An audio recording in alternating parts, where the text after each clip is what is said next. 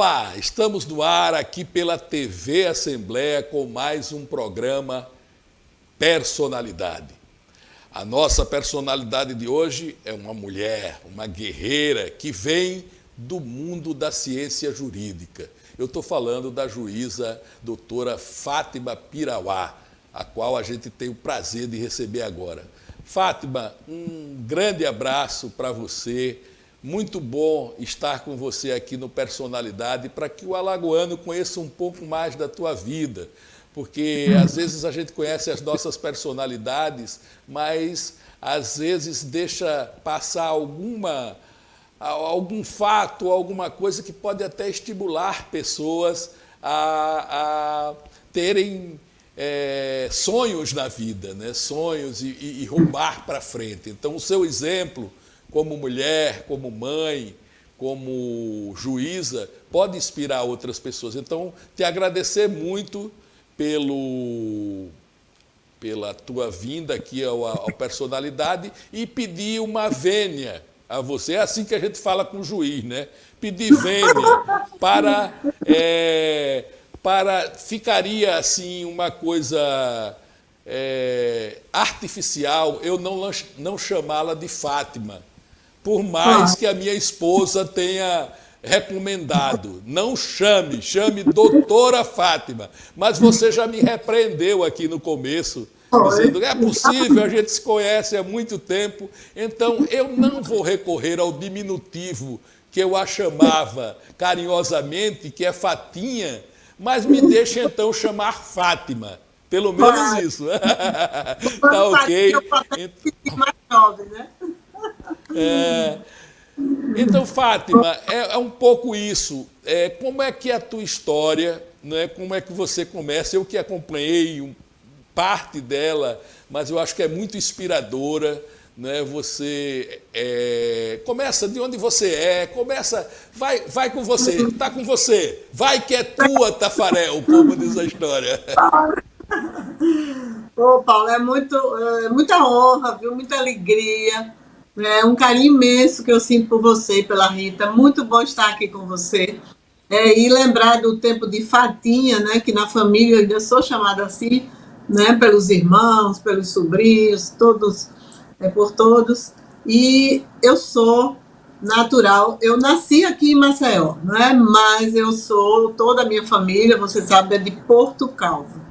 Meus pais, né, minha família, tanto a minha como a do meu marido, porque nós somos primos, né, primos em primeiro grau, né, o meu pai era irmão da mãe dele, e a gente sempre viveu, né, numa cidade do interior, porque quem é interiorano sabe como é bom de poder brincar na rua, principalmente no tempo em que eu era criança, porque uma coisa que eu também gosto muito de dizer é a minha idade, viu, Paulo? Eu tenho 69 anos. No próximo ano eu estarei entrando nos 70, né? Assumi os cabelos também. Eu acho que já que eu assumo a minha idade, eu também resolvi assumir os cabelos brancos e estou muito feliz de ter. É uma bênção. Chegar aos 70, assim, produzindo, né? Em plenas funções, é uma bênção. E é assim que a gente deve encarar para os mais jovens, né? A gente mostrar a eles que a gente tem, né, muitas possibilidades e muita vida para servir, né? E quem está no poder público tem que saber que o poder público é poder serviço, né? Então a gente está para servir. Então eu fiquei estudando, né, nas escolas, né? Tinha um educandário em Porto Calvo, tinha uma prima minha que era professora, Bernadette, e que era muito aplicada, muito dedicada e gostava muito de me ensinar. E quando nós terminávamos o primário, que era assim, né, no tempo em que eu era criança, do primeiro ao quarto ano era o primário, em seguida tinha que entrar na quinta série, no ginasial, no curso ginasial. Quem for da minha idade que eu vi vai saber disso. E a gente fazia, Paulo, um exame de admissão, que era um verdadeiro vestibular. Era uma coisa assim bem difícil. Não existia no interior, pelo menos em Portugal, não existia. Só existia o grupo escolar, né? Não existia nessa época ainda um colégio, como hoje existe no Centro da Apresentação, para que a gente pudesse cursar, né, o ginásio. Então, quem precisava estudar tinha que vir para Maceió, né, quem queria continuar os estudos. Como eu morava lá, meus pais moravam lá, eu fui interna no Colégio Santíssimo Sacramento, que também era o hábito, o costume, a possibilidade de quem morava no interior para vir estudar na capital tinha que ser interna.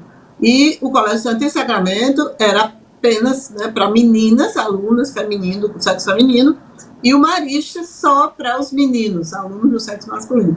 Vizinho ao Sacramento tinha o Colégio Guido, né, que aí também era um colégio muito conhecido, e fiquei até depois do ginásio, aí você escolhia ou pedagógico ou científico.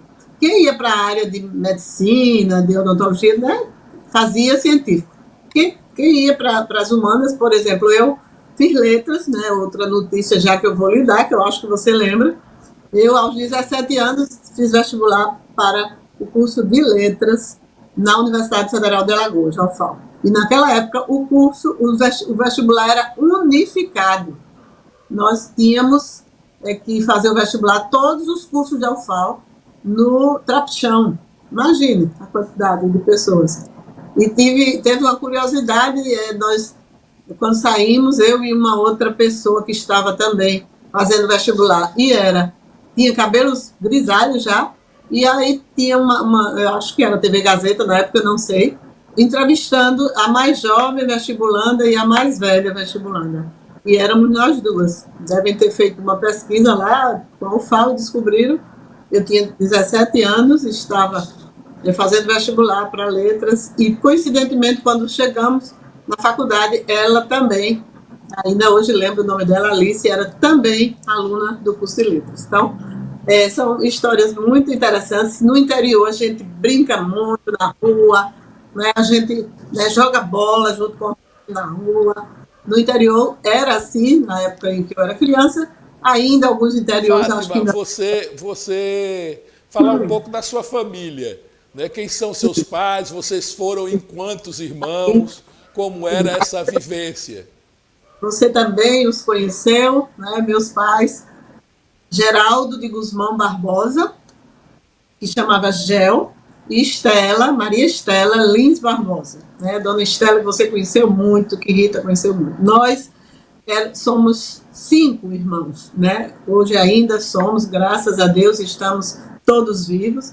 Eu sou a mais velha, depois de mim tem Antônio José, o Tonho, depois o Carlos Roberto, que é o Carlinhos, em seguida tem Rosário, Maria do Rosário, que é a Zay, e finalmente tem o caçula, que é Sebastião Jorge, o famoso Sebage, né? que também, né, atua muito nessa área jornalística.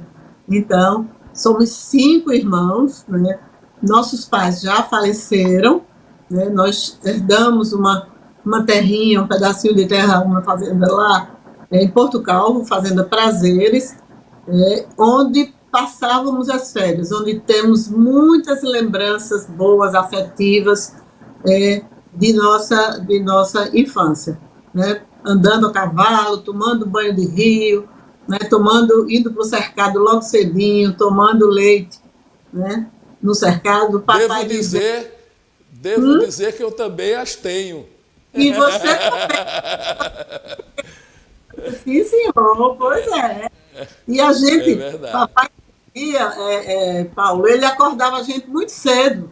Nós íamos passar férias na fazenda, não somente os irmãos, mas os primos, né, todos os amigos, todo mundo lá. E aí ele acordava todo mundo cedíssimo. Quando o galo cantava, ele dizia que ninguém mais podia ficar dormindo, porque quem acordava tarde era preguiçoso. E ele tinha que acordar os filhos logo cedo. E a mamãe questionava, mas eles estão de férias, podem dormir um pouquinho mais. Não, o galo cantou, tem que levantar. O dia clareou e o galo cantou, tem que levantar todo mundo. E aí o dia era todo de brincadeiras, de andar a cavalo, como a gente diz no interior, de pinotar, né, o dia todo. E você sabe, também teve né, essa oportunidade de conviver com a nossa família. Minha mãe, né, nossa mãe era uma pessoa, né, iluminada, papai também era um pai muito, muito presente, muito bom com os filhos, muito preocupado e acolhia todo mundo, né? Ele gostava de ver a casa Fátima, cheia. Fátima, veja bem, eu vou me reportar aqui a um fato específico Sim, para que você sim, fale um pouco da sua mãe, que eu achava ela uma figura admirável. Tinha uns 18 anos de idade. A primeira pessoa que eu conheci da tua família foi o Tonho.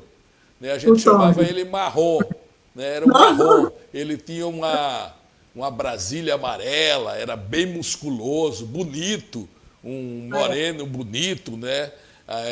Namorava com a Ivanise, que era uma amiga exato, minha com quem e passou, tal. né? Então, e o meu pai era militar, e formação militar rígida. Então eu saía assim, eu nunca levava amigos para casa com medo. E me causou um espanto muito grande, que a gente saiu de uma farra assim, 7 horas da manhã, eu e o Tonho. Ele disse, vamos lá para casa tomar café. Eu digo, como assim? E a sua mãe? Ele disse, não tem problema não. Aí eu cheguei na sua casa, entrei e a dona Estela estava lá, sorridente, numa calma. Ô, meu filho, botou inhame, queijo coalho. Ô, meu filho, você gosta? E eu olhando aquilo e fiquei impressionado, porque o filho de um militar vendo aquela, digamos assim, liberdade, né? Aquela coisa de você receber um amigo do filho que veio, que você sabe que veio de uma A farra farra, de manhã. Então, como era a dona Estela? Ela era isso mesmo, esse ser que abrigava as pessoas? Como era conviver com ela? ela era um ser iluminado, né? Era uma pessoa acolhedora, né? Todo mundo percebia e sentia logo a doçura dela no primeiro contato, que é o que você deve ter sentido. E todos à mesa, sentados, ela servindo, todo, comia muito bem, gostava muito de comer. Todas as pessoas que iam lá em casa diziam que dava prazer vê-la, né, na mesa se alimentar, porque além dela comer muito, ela gostava que todos comessem muito. E ainda tinha um detalhe, Paulo, não sei se nesse momento, acho que talvez, né, no café da manhã, não, nem vocês estavam nem com essa disposição, acredito, mas ela era de ficar botando comida no prato da gente, de qualquer pessoa que Mas chegasse. Ah, ficou, pronto. ficou. Você não gosta, né? Um É um pouquinho, queijinho. Bota um queijinho aqui, um ovozinho. coma mais um pouquinho. Meu filho, você comeu pouco, filha, coma mais um pouquinho e coloca. Era impressionante como Dona Estela era uma figura muito acolhedora, muito suave, né? Muito doce mesmo. E era uma mulher à frente do tempo, por conta de que era coletora estadual, né? Você também acho que sabe disso, ela trabalhava, né? Nesse tempo que eu acho que você a conheceu, ela já devia estar aposentada, mas É, ela trabalhou, né? Quando em Portugal, ela era coletora estadual, então trabalhava, era uma pessoa gostava de ler. de ler Gostava muito de muito, ler. muito. Ela estudava, eu via cadernos dela com poemas, com frases em francês, ela estudava sozinha, estudava uma língua, né?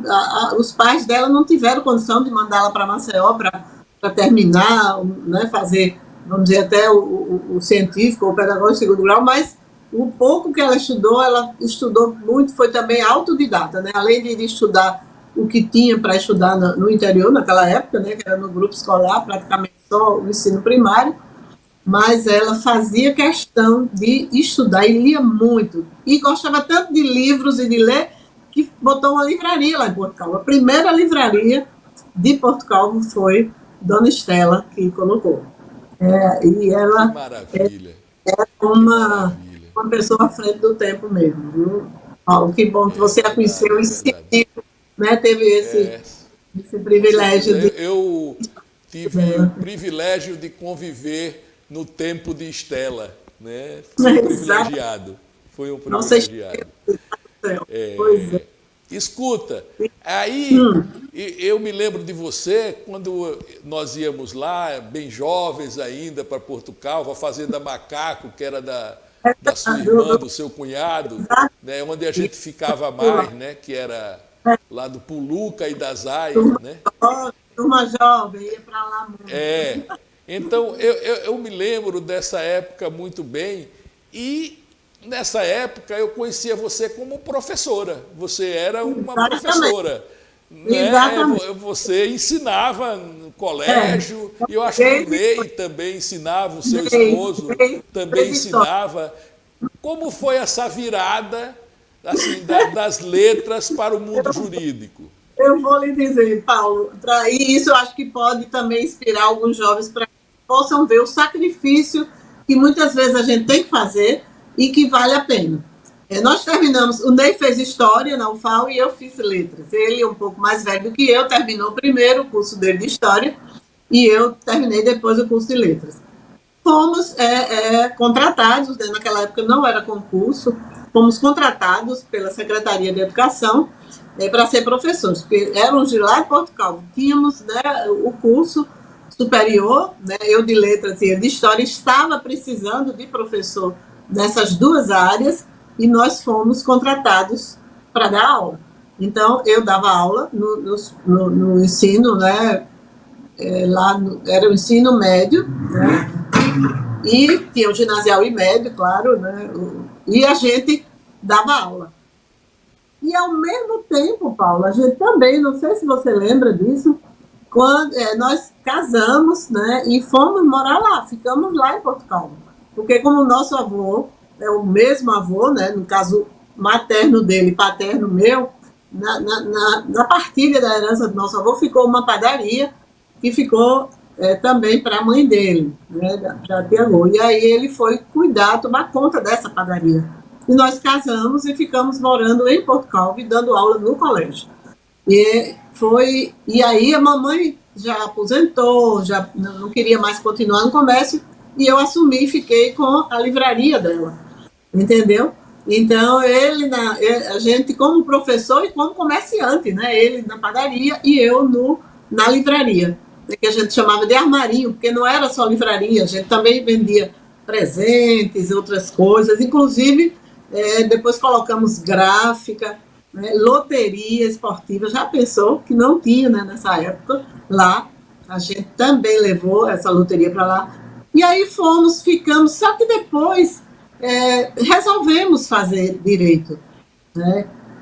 Eu tinha já essa vontade, Ney também, e aí a gente conversando com alguns amigos, com alguns colegas, a gente resolveu fazer direito, e veja só, nós vínhamos de Porto Calvo, são 96 quilômetros, todos os dias, mais ou menos 5 da tarde, 5 e pouco, para Maceió, né, para aqui, para a capital. Fizemos no SESMAC, à noite, não tínhamos como fazer se não fosse à noite, porque trabalhávamos, né, e tínhamos filhos já, nessa época que iniciamos, e aí eu posso, né, já dizer que temos 3 filhos, né, uma filha e 2 filhos, e chegávamos em Maceió, direto para a faculdade, saíamos 10 horas da noite para voltar para Portugal, chegávamos lá depois de 11 horas, né, quase meia-noite às vezes. Então, veja o sacrifício, todos os dias. Quando a gente estava muito cansado para não vir dirigindo, existia já o ônibus dos estudantes, nós vínhamos no ônibus, né, para evitar de vir dirigindo. Só que no ônibus chegava mais tarde, né? Demorava mais a volta, porque pegava outros alunos em outras faculdades, né? E demorava um pouco. E às vezes também a gente tomava alguns sustos, assim, do ônibus, né? Muitas vezes a gente tomava algum susto, estava dando um cochilo e acordava com uma freada, alguma coisa assim, a gente ficava meio assustado, e aí passava alguns dias vindo de carro, ficava intercalando. Quando estava muito cansado, preferia vir de ônibus, quando não, víamos no nosso próprio carro. Então, veja o sacrifício, né? Quando terminei o curso de Direito, aí viemos morar em Maceió, né, durante um período depois que a gente terminou, e aí o Ney foi trabalhar na Secretaria da Educação e eu fui advogar. Eu acho que você conhece, eu vou dizer o nome de uma pessoa aqui que você deve conhecer, que terminou Direito comigo e me convidou para reabrir um escritório que já existia, Vânia Lima, esposa de Carlito Lima, nosso, Claro. nosso amigo. E aí a gente abriu um escritório e ficou advogando. Então a gente ficou, eu fui professora, fui advogada, e só aos 42 anos é que eu entrei na magistratura e resolvi fazer concurso. Mas o tempo de professora, chegamos a ser, o Ney chegou a ser diretor do colégio, Nossa Senhora da Apresentação, lá em Porto Calmo. Eu também cheguei a ser diretora lá. E então a gente passou por, né, 3 profissões, que eu acho que uma a gente agrega, né, conhecimento, experiência, e tudo ajuda, né?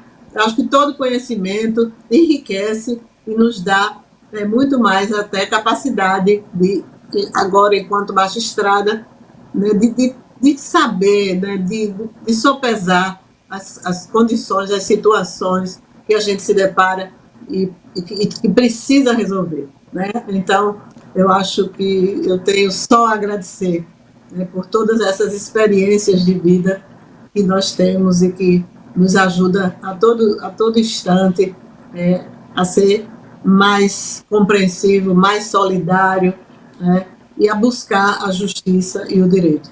No meu caso, agora, como juíza, eu tenho que dizer o direito, eu tenho que dar o direito a quem tem. Esse é o papel, né, do juiz. E especificamente na vara da infância, que é muito mais sensível, uma vara que lida com crianças e adolescentes que tiveram seus direitos violados, aí sim é que é o tipo de justiça que mexe muito com o nosso coração, né? Mexe muito, né, com o nosso sentimento, com a nossa emoção. Porque, Vamos, infelizmente, vamos Paulo, terminar essa parte um pouco família, para a gente sim, entrar aí sim, nessa parte profissional. Aí eu queria falar dos filhos e netos. do Já tem filhos e netos, que é para gente. Porque se a gente faz uma entrevista dessa e não fala dos filhos e netos, você vai levar um puxão de orelha. Então vamos ter que falar de todos. Até porque eu acabo, né, misturando tudo. Mas jamais falar neles. Nós temos 3 filhos, né? Meu marido, que é meu primo, como eu já lhe disse, e você sabe, é um grande companheiro, né? A gente, inclusive nessa pandemia, ficamos isolados, absolutamente isolados, só nós 2 aqui em casa. Temos 3 filhos. Poliana, que é a mais velha, né? A única mulher dos 3, os outros 2 são homens. Poliana também seguiu a profissão da mãe, é juíza de direito, mas não aqui, ela é juíza em Pernambuco, numa comarca aqui próximo da gente, Garanhuns. Antes ela foi procuradora, passou no concurso de procuradora de Estado, chegou a assumir, mas preferiu depois fazer o concurso para a magistratura, e como na época não tinha nenhum concurso sendo realizado aqui, ela fez em Pernambuco, e até hoje ela mora em Garanhuns.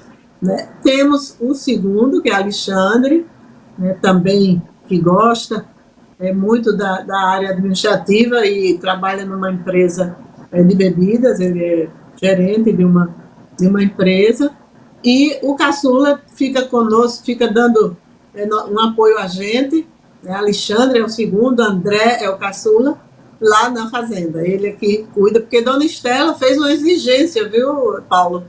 Quando fizemos a partilha, ela disse que eu deveria ficar com a parte da sede da fazenda, da Casa Grande, né? Que eu acho que você chegou a conhecer também. Cheguei. Então, porque a Casa Grande é o lugar onde a gente se reúne e se reuniu a vida inteira. E aí, como eu era mais velha, ela disse que eu é que deveria ficar, fez esse pedido aos outros irmãos, e assim foi aceito, né? O Jorge disse, a primogênita tem que ficar mesmo com essa parte que dá mais trabalho e mais despesa, que é para reunir todo mundo lá. E aí a gente assim fez. E meus 3 filhos, né, que são muito amados, né, muito queridos, é uma relação muito boa que nós temos, graças a Deus. Já me deram 7 netos. Nossa! 7 netos, então já tenho 7 netos. O mais velho são 5 meninos, aliás, 5 meninas e 2 meninos. Nós temos o mais velho, é um rapaz já de 21 anos, temos depois dele uma menina de 20, e aí vem a terceira, que também já é maior, já tem 18 anos. Então, assim, eu já tenho da universidade, né? Já tenho esses netos na universidade. E tenho também outro já um pouco mais novo, e a caçulinha, né? Tenho uma neta que gosta muito de esporte, de GR, de vôlei, e ainda estão todos do colégio, né? Só esses que estão na faculdade, e temos a caçulinha de 12 aninhos. Então, nós temos 7 netos, já alguns na maioridade, e de criança mesmo a gente não tem praticamente mais, né? Então, são os amores da vovó e do vovô, viu? E quem é vovô... Pelo andar, pelo andar da carruagem, Fátima, é possível que ainda alcance os bisnetos, né? Ah, com certeza. Eu tenho eu gostaria muito de alcançar um bisneto. Eu não sei se vou conseguir. O meu mais velho tem 15, mas você então, já tem de 20 e tantos, né? De 21, pois é. Mas eu quero muito e tenho fé em Deus que alcançarei, Paulo. Só não quero que seja agora por eles, né? Porque está muito cedo para que eles assumam essa responsabilidade imensa, né, de ter filhos. Então, né, esses 7 são Tássio Breno, Tainara, André Gustavo, Gabriela, temos a Naná, que é Natália, e Thaísa, então, acho que eu esqueci alguém, e Carol, pronto. Da Poliana são 2 meninas, Gabriela... Agora eu vou fazer uma justiça aqui. A Rita sempre diz isso. Se eu fosse perguntar isso ao Ney, ele ia errar tudinho. Porque o homem sempre erra o nome dos filhos, o nome dos netos, o dia que nasceu, não sabe nada. Olha, eu anoto na agenda os aniversários e até as idades, sabe? Porque senão eu vou esquecer. Porque é muita informação no HD já de 69 anos de uso, né? Então, a gente precisa ter esse cuidado. Eu lembro quando eu digo os filhos pelos pais. Se eu for dizer assim, sem os pais, sem a referência dos pais, fica difícil. Então, Poliana, que é a mais velha, tem Gabriela e Carolina. Alexandre, que é o segundo, tem Natália e Thaísa, né? Mas a gente chama Thaísa, tá vendo? E o caçula, que é o que me deu 3 netos, que é o André, tem Breno, André Gustavo e Tainara. Então, 7, porque dos 3 filhos, um teve 3, por isso são 7. Senão, né, seriam 2 e 2, 6, porque a turma jovem hoje não quer ter muitos filhos, não, né? Mas Fátima, vamos falar agora, como a gente diz, vamos falar em jangada, que é pau que boia, como diz a história. Falar um pouco da tua profissão, dos desafios que essa profissão traz, né, dos desafios sendo uma mulher juíza. A gente sabe que o machismo está presente em todas infelizmente, ainda está presente em todos os setores, em todas as profissões, né, em todas as atividades humanas, essa barbaridade do machismo, né, por nossa culpa, nossa máxima culpa, ainda continua existindo. Então, como é tocar essa atividade e a que trabalhos você vem se dedicando como juíza? Porque o juiz, eu noto que às vezes ele escolhe um foco que ele vai perseguir aquilo com mais frequência. Então, o que é que você vem trabalhando? Eu sei que você já trabalhou em causas femininas no exercício da profissão. Eu sei que você foi até juíza do município da Rita, que é Paulo Jacinto. A Rita é de lá de Paulo Jacinto. Você foi juíza lá.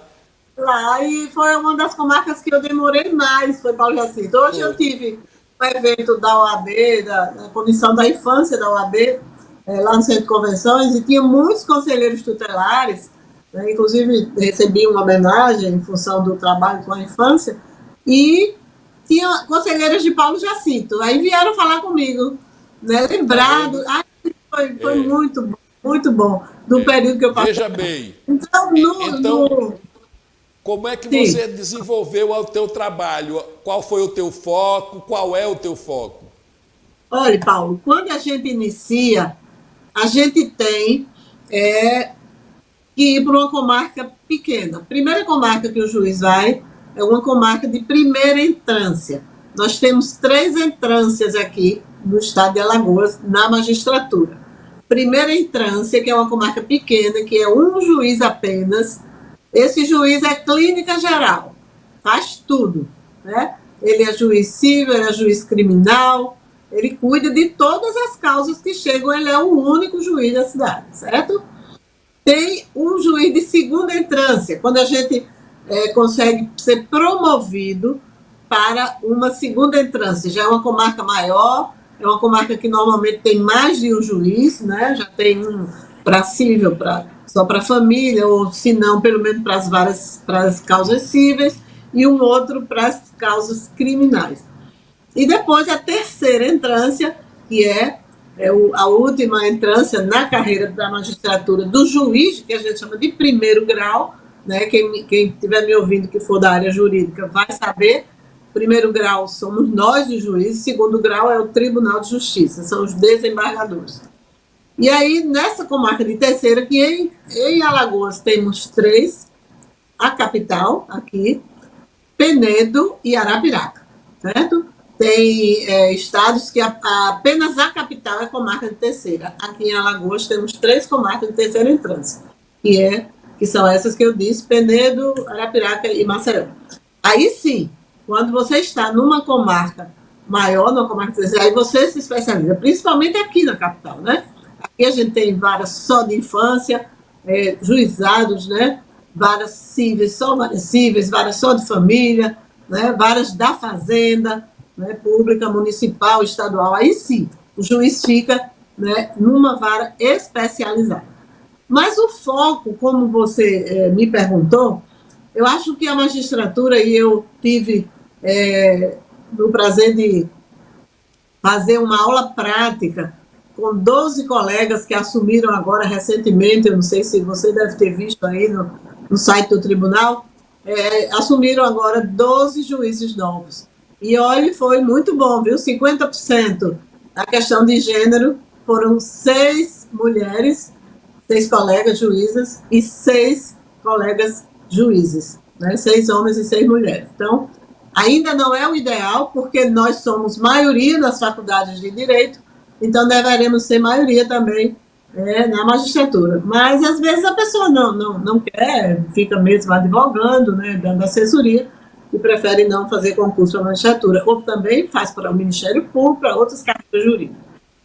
Mas no interior, Paulo, a gente não tem como só tomar, porque a gente faz toda a comunidade, né? Tem que ser juiz de todas as coisas. E aí, mas eu sempre tive esse olhar atencioso, preocupado, né, e cuidadoso com crianças e adolescentes e com mulheres. A gente, quando está no interior, a gente tem muita acesso, né? A gente deve saber lá das pessoas de Paulo Jacinto. Eu sempre fui uma pessoa que acha que o poder público ele tem que ser acessível, é um direito das pessoas. E o judiciário, que é que atende o cidadão a partir do momento em que os seus direitos são violados, e muitas vezes são violados não por outra pessoa, mas pelo próprio poder público, né? Por exemplo, se uma política pública ela não funciona, né? Aquela pessoa precisa procurar o judiciário para ter o seu direito assegurado. Então, você tem constitucionalmente garantido o direito à saúde, o direito à educação. A criança, por exemplo, o direito ao lazer, à convivência, né, comunitária e familiar. Se você não tem, você tem que buscar isso no judiciário. E é o juiz que tem que dar esse direito à pessoa. Então, nós, enquanto juízes, precisamos estar com esse foco principalmente, claro que temos que atender todas as causas, porque o juiz não vai atender, não vai despachar, não vai julgar se ele não for provocar. Não chegar um processo, né, para. Mas a gente precisa ter esse olhar atencioso para principalmente as pessoas mais vulneráveis.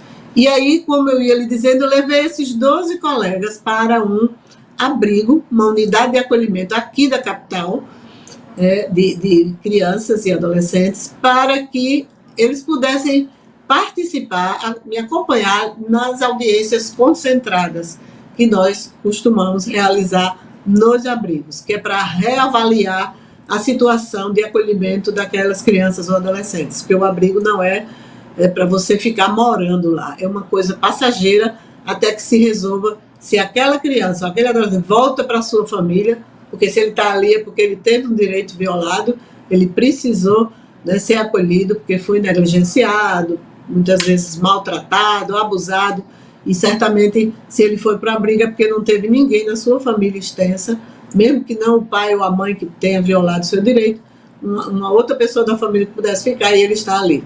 E quando esses meninos e meninas que acabaram de assumir a magistratura se depararam com essa realidade, eles ficaram muito impactados. E foi muito bom e muito interessante que a gente tenha tido essa oportunidade para mostrar que quando a gente chega no interior, são imensos e inúmeros problemas. O juiz tem que dar conta de tudo aquilo.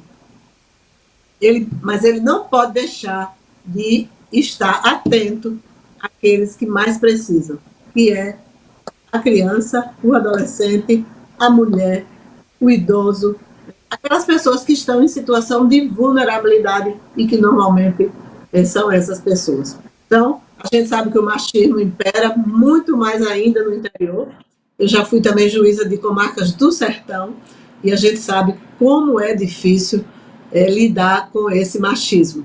E a violência doméstica, né, que infelizmente ainda impera, e é o machismo, né, o grande causador disso, do homem que se sente dono da mulher, proprietário da mulher, e a gente observa isso, Paulo, nas histórias de violência doméstica, que normalmente acontece quando a mulher decide romper esse relacionamento. O feminicídio, na maioria das vezes, acontece assim. Ela já é violentada, muitas vezes não só fisicamente, mas psicologicamente, e muitas vezes tem uma dependência não só econômica, mas psicológica também desse homem, desse companheiro, e a gente percebe quão difícil é ela se separar, ela ter autonomia para sair desse relacionamento abusivo e violento.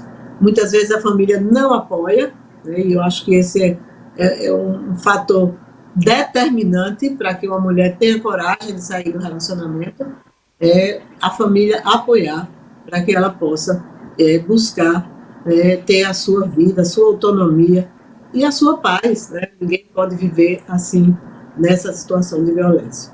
Então, eu sempre foquei muito na violência doméstica e na criança e no adolescente, na mulher e na criança e no adolescente. Eu acompanho a sua atuação nisso aí.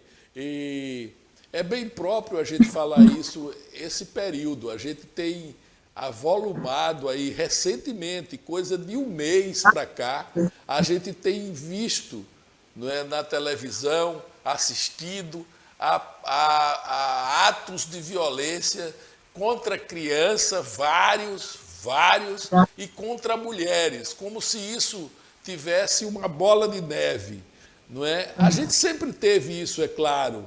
Lá no passado, eu me lembro, o machismo, é claro, era muito, os maridos sempre agiram dessa forma, né? Talvez era o fato de não haver uma divulgação mais presente, mas eu noto que realmente esses fatos aumentaram, em vez de diminuírem. Não sei se isso a gente pode confirmar através de pesquisa quantitativa, mas eu dá a impressão, pelo menos para nós de cá, que esses fatos aumentaram consideravelmente. A que se dá isso? A uma sociedade, sobretudo, ela é machista, a gente sabe, mas eu acho que antigamente pode-se dizer que havia um pouco mais de amor, pelo menos, um pouco mais de relação humana entre as pessoas e que a gente estaria mergulhando numa fase sem humanidade, talvez seria isso?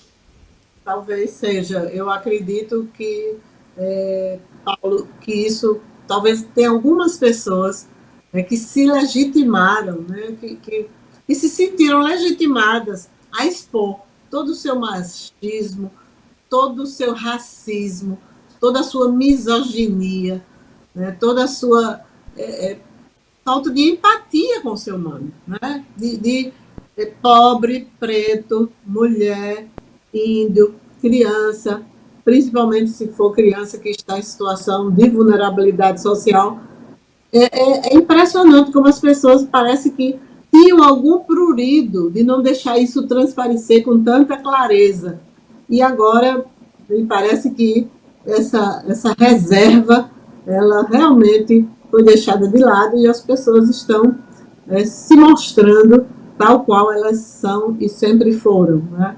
Então, é muito triste essa constatação, porque os casos de feminicídio e muito de violência sexual também contra criança e adolescente têm aumentado muito. Essa pandemia também, né, trouxe uma, vamos dizer assim, uma impossibilidade da criança, e no caso da criança ou adolescente, Paulo, eu gostaria de dizer, e as escolas têm um papel fundamental nisso. As crianças, muitas vezes, na maioria das vezes, são agredidas dentro da própria casa, né? O abuso sexual muitas vezes ocorre dentro da própria casa, do seu padrasto, do seu pai, de um parente, de alguém próximo, e as crianças ficaram dentro da casa, junto do agressor, né? Sem muitas vezes ter a confiança, né? Vamos dizer assim, a percepção da mãe, né? E até o querer cuidar e o querer sair desse relacionamento, que muitas vezes também é vítima da violência doméstica e de outros tipos de violência.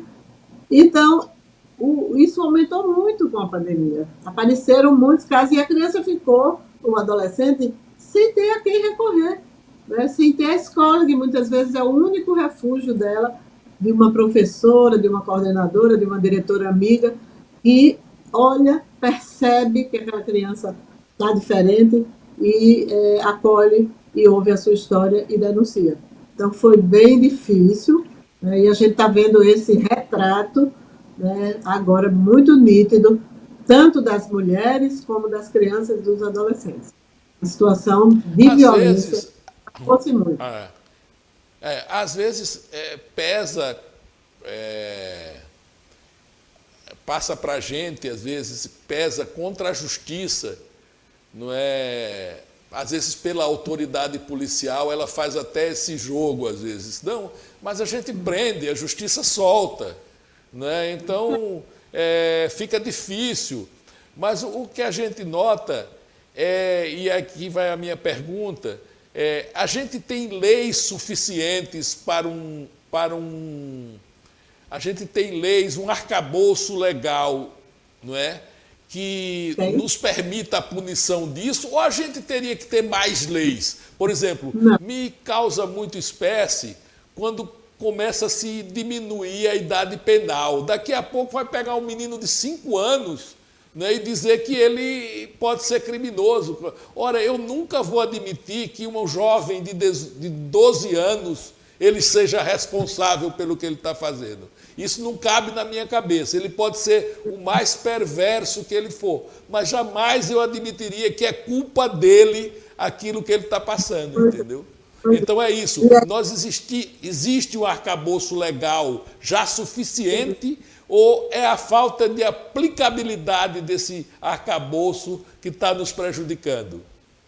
Existe sim, e essa conversa, né, de que a polícia prende, a justiça solta, isso é uma falácia, né? O juiz precisa ter o cuidado de observar, né, se está tudo dentro da legalidade e se no arcabouço jurídico uma pessoa muitas vezes tem o direito de responder em liberdade. Mas isso são várias circunstâncias que têm que ser analisadas caso a caso, né? Isso não pode ser generalizado, né? Qualquer pessoa que comete um crime, que recebe, né, uma prisão em flagrante, por exemplo. O juiz tem que analisar aquele auto de prisão em flagrante e tem que ver, né, primeiro, a legalidade e, segundo, se aquela pessoa tem condição de responder em liberdade. A prisão não é a regra, né, geral.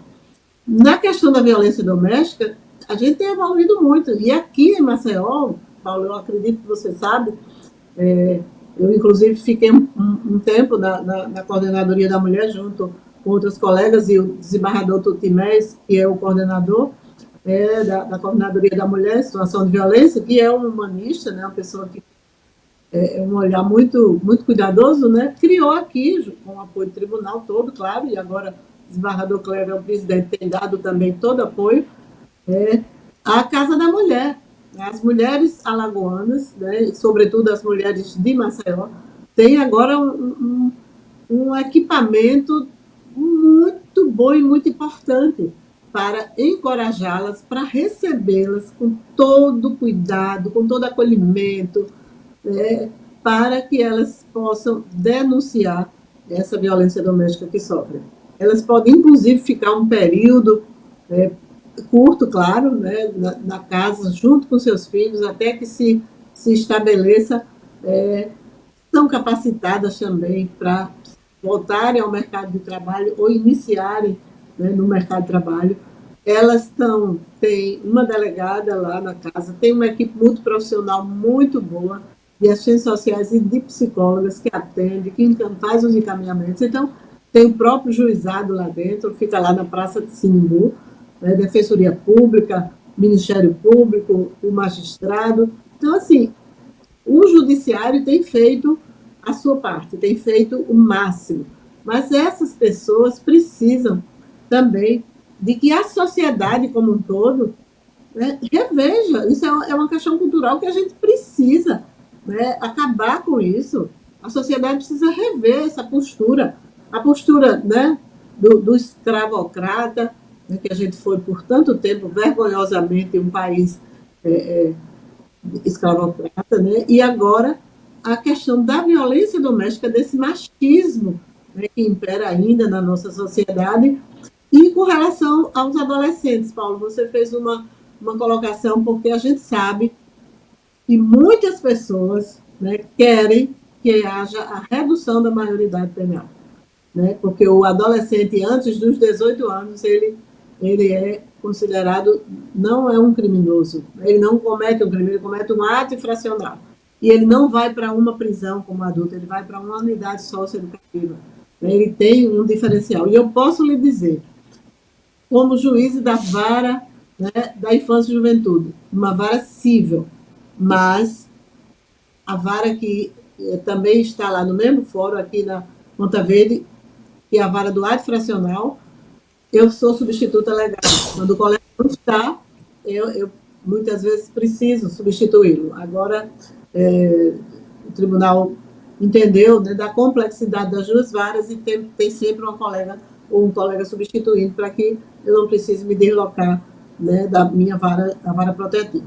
Mas eu lhe digo, nas audiências que eu fiz naquela vara do ato fracional, é impressionante como essas crianças, esses adolescentes, claro, que cometem ato fracional e que chegam na vara da infância para serem ouvidos, acompanhados, na maioria absoluta, quase das vezes, pela mãe, né, muito poucas vezes pelo pai. Você já vê que aquela criatura não teve a estrutura familiar que precisaria ter. O pai muitas vezes não... né? Sofreu abandono paterno. Total. É o primeiro golpe, né? É o primeiro golpe. Não está nem no registro, muitas vezes, né? Tem só apenas a mãe no seu registro. E quando está no registro, muitas vezes não está na vida. Nunca foi presente. E aquela mãe que arcou com toda a responsabilidade de 2, 3, 4, 5 e mais filhos, não dá conta, né? Muitas vezes uma avó, também a gente vê muito, daquele adolescente que, em criança, foi para a escola, mas não ficava na escola, muitas vezes não tinha, né, as condições até da mãe deixá-lo e ficava na rua. as histórias são as mais tristes possíveis. E aí dá um aperto no coração da gente perceber que aquele adolescente que está ali e que cometeu um ato fracional, e dependendo da gravidade do ato fracional, ele poderá ir para uma unidade de internação, né, uma unidade socioeducativa, e é semelhante, né, um presídio, não tem grande diferença. Né? A gente tenta ressocializar, né, tenta fazer diferente, mas nem sempre é possível como deveria, e ele não teve nada, ele não teve a presença do Estado, ele não teve educação, ele não teve uma família estruturada, ele não teve... Né, a questão de saúde, muitas vezes, também foi negligenciada, ele não teve uma convivência familiar adequada, não teve lazer. Ele não existiu para o Estado, né? Ele não existiu para o Estado. Só vai existir naquele momento. No momento só existe para punição. Para punição, exatamente. É muito triste, é muito triste. E aí o que é que eu digo? Que a sociedade só enxerga o adolescente pobre, o adolescente que está em situação de vulnerabilidade, quando ele está na rua, delinquindo, cometendo um ato fracional. Ninguém enxerga esse adolescente para cuidar dele.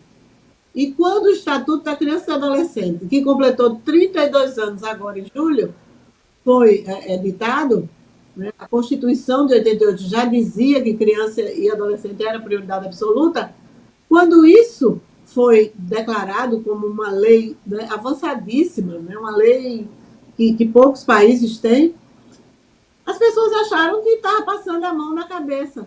Quando um ser humano em formação, como você disse, não pode ser responsabilizado, ele está formando a sua personalidade. Ele precisa de tudo isso para ser um cidadão, né, uma cidadã, né, pleno, com todos os direitos de exercer a sua cidadania. Aí a sociedade não faz nada, porque pela Constituição e pelo ECA é a família, a sociedade e o Estado, né, o poder público, que tem que dar conta, que tem que assistir esse adolescente. Não assiste, não garante a educação, não garante a saúde, não garante a assistência social, né, a sua família não é assistida em todas essas necessidades, essas demandas. E essa criatura, essa criança, esse adolescente, continua sendo invisível para a sociedade e para o Estado. Só é enxergado quando comete um ato fracional, porque incomodou a sociedade, e aí ele quer que essa criança, que esse adolescente seja punido severamente, e acho que até pena de morte muitos gostariam que existisse no nosso ordenamento jurídico. É verdade. É bem complicado e muito triste para nós. A gente já está chegando ao final, você vê como o papo é gostoso. E a gente nem aí, daqui a pouco a gente conversa, né, até umas tantas. E antes de terminar, eu queria rapidinho dar um passeio pelas fotografias que você mandou aqui, porque elas contam um pouquinho, né, da sua história, momentos da sua história. Então, vamos passar e depois a gente se despede. Mas vamos passar rapidinho, Renê. Vamos botar aí as fotografias. Vamos lá, e você vai dizer. Essa aí. No Colégio Sacramento. Olha que maravilha. Fui oradora da turma. Fui presidente do Grêmio, viu, Paulo? O Grêmio daquele tempo era bom, viu? Sacramento era mesmo. Muito atuante. Já namorava com o Ney aí? Olha, já namorava. E o aí... Ney não era besta não, viu? Uma mulher muito bonita, uma jovem. O Ney era, bicho danado. Danado, primeiro e único, viu, pô? Vamos lá para frente. Era o... Aí também eu sempre muito falante, né? Sempre era escolhida para fazer algum tipo de discurso. E olha, deixa eu lhe dizer um dado aqui que talvez as pessoas não saibam. Eu fui presidente do Grêmio do colégio, a gente tinha Grêmio da turma e só um Grêmio geral do colégio. Exatamente. E um dos grêmios, nós fazíamos o auditório do Sacramento, era muito bom, muito grande. Fizemos um Grêmio que foi assim um sucesso absoluto, com todo, a parceria com o Marista e com o Guido, e trouxemos Dom Helder Câmara para fazer Olha, uma coisa linda, aquela que rua ali de Sacramento, maravilha. não, quase não cabia de tantas pessoas, de tantos alunos, colégio estadual, todo mundo querendo vir assistir, foi lindo. Vamos lá, Renê, Então, mais foto, mais foto. aqui é a primeira comunhão, viu? Você batizou casando, e eu batizei bebê e fiz primeira comunhão pequenininha, eu que Falta era a eu família. fazer primeira comunhão ainda. Eu ainda vou ter que fazer primeira. Eu vou ter que ter madrinha de apresentação. Pronto, Aí, olha, turma, a nossa turma do Colégio Sacramento, a Madre Superiora e aqui a professora de francês, Maria Tobias, olha, era uma bacana. E eu, quando fui fazer letras, não fiz. A gente tinha que escolher uma língua estrangeira, eu escolhi inglês. Aqui na posse da magistratura, quando eu assumi a magistratura no Tribunal de Justiça, que não tem muito tempo, né? Eu fui presidente da Associação de Mulheres de Carreira Jurídica, né? E aqui ótimo. foi numa dessas ocasiões que a gente estava todo mundo junto, todas as mulheres de carreira jurídica, né? Tanto da magistratura, como da advocacia, como do Ministério Público, e aí tem gente de todas as áreas, né, do direito. Ah, algumas comendas que eu recebi já, e aí, com muita honra para mim, eu já recebi algumas É muito comendas, bom, né? A tanto do gente governo. às vezes pensa assim, não é uma besteira, não. O reconhecimento é uma coisa boa, né? Faz você se Motiva, né, sentir Paulo? bem. Motiva a continuar. Tanto da É Câmara, verdade. como do Governo do Estado, né, da Assembleia, já recebi algumas. Inclusive, eu fui juíza lá, em cima do juizado lá do Benedito Mendes, e recebi, essa foi na Câmara, e esse vereador, ele era de lá daquela região. E aí sempre achou bem interessante o nosso trabalho. Renê, tem uma foto do pai e da mãe da Tem. Fátima. E dos filhos, Vê se tá eu no acho que jornal, assim, vê se você recupera aí, se consegue, pra gente. eu sou fraca de internet, dessas coisas Eu não sei se a gente consegue. Ela enviou, eu me lembro, uma foto de jornal, se eu não me engano, que tem Dona Pode uma foto. Estela e tem. É. Bom, Então, não, só tá eles dois. É uma foto de jornal. essa foi Só quando eu era tá presidente. os dois, Dona Estela e o seu Geraldo de óculos. Eu Bom, acho que eu tive mas vamos uma deixar para uma outra oportunidade. ocasião. Fátima, doutora Fátima Pirauá, doutora Fátima Pirauá. Obedeça a sua Fátima, mulher. Fátima, não é como a gente acertou. Muito obrigado. Meu coração está afagado com a sua presença. Nós aqui, o Personalidade tem esse objetivo de mostrar aquelas pessoas que estão fazendo, que fizeram alguma coisa aqui por Alagoas. Você é uma dessas pessoas, né? Espero que o alagoano tenha conhecido um pouco mais da tua vida, que esse conhecimento leve a um exemplo para jovens, que vale a pena lutar, vale a pena acreditar, trabalhar muito e conseguir, né, conseguir a recompensa, e deixar aqui os nossos microfones para suas despedidas. Ai, que bom. Eu estou muito feliz, Paulo, muito honrada de estar aqui com você, pela amizade, por saber da sua capacidade. E quero conclamar a todos os jovens, a todas as jovens, né, que estão, seja em que área for, né, na carreira, e que faça o melhor de si, que dê o melhor de si, que pense no serviço às pessoas. Eu acho, e principalmente se estiver no serviço público, né? E nós mulheres, né, como a gente costuma dizer, que devemos estar onde nós quisermos e sejamos respeitadas, porque temos capacidade tanto quanto os homens. Queremos os homens nossos companheiros, nossos parceiros, mas não queremos que os homens se sintam donos das mulheres. E que nossas crianças e adolescentes sejam enxergados como sujeitos de direito, como pessoas que precisam e devem e têm direito a nossa atenção, a prioridade absoluta, a proteção integral. Obrigada a você, ao Renê e a todos que fazem esse programa tão maravilhoso. Obrigada mesmo.